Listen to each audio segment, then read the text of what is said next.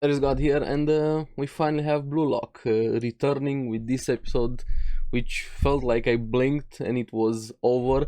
But honestly, I really liked this episode mainly thanks to Itoshi, Rin, and Isagi kind of getting a dose of reality in the face of the monsters that are the top three players in Blue Lock. But I also feel like this loss is gonna be very important for Isagi, and I really like the way it ended between him and Bachira. Bachira is such an awesome character in the series, and I feel them together. I've always said that in the videos. They form this perfect combo, and things are definitely going to be more interesting moving forward now. So let's get into it and talk about it. Now, it picks straight up from the last week. We have the challenge starting, the 3 versus 3 rivalry battle. And Isagi wants to at least test the top 3, but I feel like it went a bit to his head how things were going. And Bachiro being the one that pushes them forward, I feel like he's the inspiration for every time you have him on the team. He makes the plays or inspires others to do their plays. He's such an awesome player and character to have on the show. And we even have him being the first one to make a move, getting past Tokimitsu, and even Nagi, how he views differently things now thanks to Isagi and what he experienced, his first frustration moving him forward, and even trusting Isagi with his direct shot. And Isagi, definitely the training paid off with him and his scores there. Got a bit overconfident from that score, thinking they actually have a chance. But then you have the Giga Chad that is Itoshi Rin. Man, he's an asshole. Like, he's definitely an asshole. Very arrogant, very egoistical, very fit for the show. But I like him quite. I always like characters like this when they're very arrogant, but they can also prove it. Like, they have the skills to be that arrogant. And Hitoshi saying, this is all low level, this is a battlefield, and what you're doing now, you're turning your backs at a soldier with a loaded gun pointed at you, and just proceeds to do a kick off and scoring directly from the middle of the field and saying, you're all NPCs to me. And I was like, okay, I'm really liking characters like this, and you see how serious he's about this. Isagi says, hey, I'm putting my life on the line here, or at least my career. I'm very serious about this. No, you are not. To me, losing is the same as dying. This is a fight to the death. So they have very different levels of seriousness, at least how Rin views everything they're doing right now. They tried start attacking again. Aryu is there jumping with a very high jump, stopping them.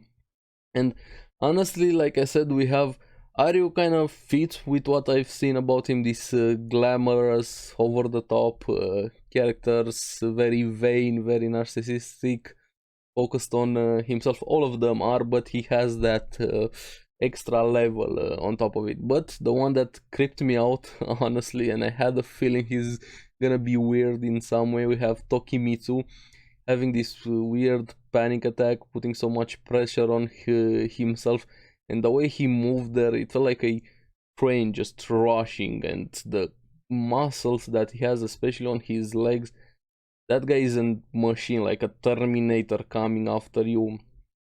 They try to stop him. Isagi even tried to commit a fall there to pull him down by force, and just he didn't care. Like a runaway train, he just kept on going. He gets past him and scores that's pure muscles that he had there, Tokimitsu. So he has that weird personality, but he more than definitely has the skill. Maybe he's lacking in the mental department, but when he goes into that psycho mode, even Aryu asking him, are you a psycho?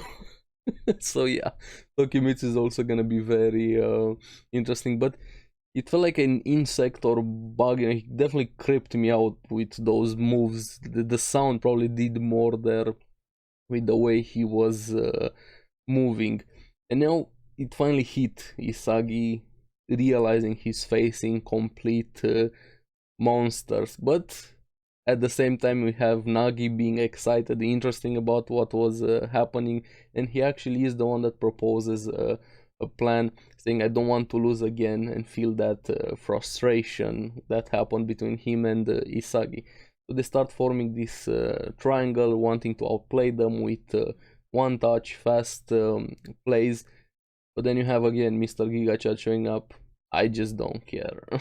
This is useless, and he even starts reading Isagi's moves with his predictions there. But thankfully, we have this chemical reaction, how Isagi put it, between Bachira and Nagi communicating through the passes, and Nagi really liked Bachira's passes, and this is why I feel like Bachira is such an important player, and he makes the plays and he inspires other players quite a lot, and him, Bachira and Nagi score reading each other through their plays there.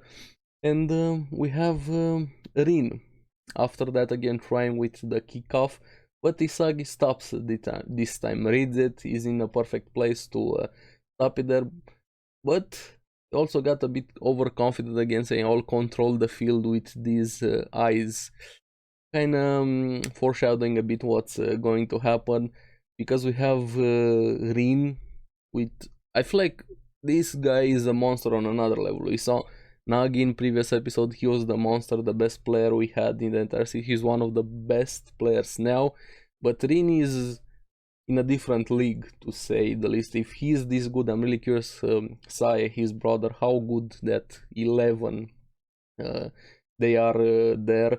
And even this guy, Aryu, I forgot to mention, he really reminded me of Aomine from Kuroko no Basket, the way he scored from that weird position there, from any position. If you guys watched Kuroko, how Aomine used to score, but Rin is something else. The way he scored from that corner shot, just curving the ball, vertical spin, direct shot from the corner. So another score from them. He's an utter monster there, and even goes after Isagi, just calling, getting under his skin there, just.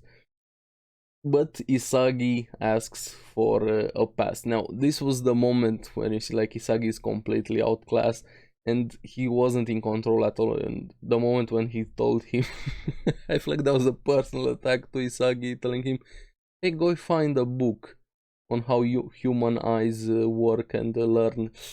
That one kind of gives some hint. I think that Isagi Rin is able to kind of manipulate other players in a way, because Isagi started panicking there and realizing that he has been tricked. He was in the palm of Rin's hand the entire time. He wasn't in control of the field. He was just playing along to Rin's tune, and even he was enthralled in his own words by what Rin was doing, how he was playing, the movement, the control he had there, even while losing. That's how good Rin is, and they actually lost, and this loss was very important. I feel like if they won, I don't know, it would have been an ass pull. Honestly, I couldn't see them win. Maybe get close. They had some nice scores there, but this loss is definitely more than deserved. And Rin after that, I don't care, just pick whoever, I'm here. This is just a stepping stone for me, let's move on. But Tokimitsu and Aryu both agree on choosing Bachira, and I definitely agree with that. I feel like Bachira was the better player they had between the three of them, Isagi, Nagi, and Bachira. Bachira was the pick, but even he was frustrated. He wanted to be with Isagi throughout the entire thing, but telling him this was the best ending for the episode, telling him, I'm not going to wait for you, come and get me back, I'll follow the monster inside me. This kind of gives something for Isagi to chase. I always feel like he's better having a goal, something to chase after, not being the one on top. He's not yet at that level to be the one on top for others to chase him there, because so far things have mostly gone in his favor. Of course, there have been close calls, but this was a definite loss, seeing how far behind he's, like not even in the same league as the top three players, honestly. But I'm really curious how Rin was able to read everything about Isagi's weapon with the eyes. I feel like that was a very important hint. Maybe he's reading his movements based on how his eyes are moving or things like that. But next episodes are definitely gonna be very interesting now that we have Isagi and Nagi having to go back and climb their way again, and we have Rin's team moving forward. But my favorite combo, Isagi and Bachira, has been split up. But I also really like how Nagi is working together with Isagi. So yeah, definitely was a very interesting episode. I'm curious what you guys thought about it. I'm really happy the series is back. I love me some Blue Lock and the exaggerated characters we have here. And the top 3 players are more than monsters, to say the least. So yeah, let me know what you guys thought about the episode.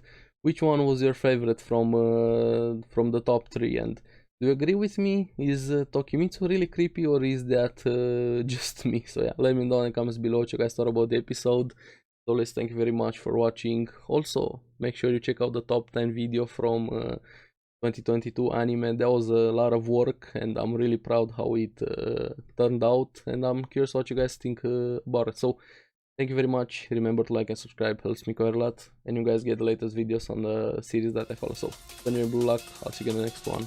Bye bye.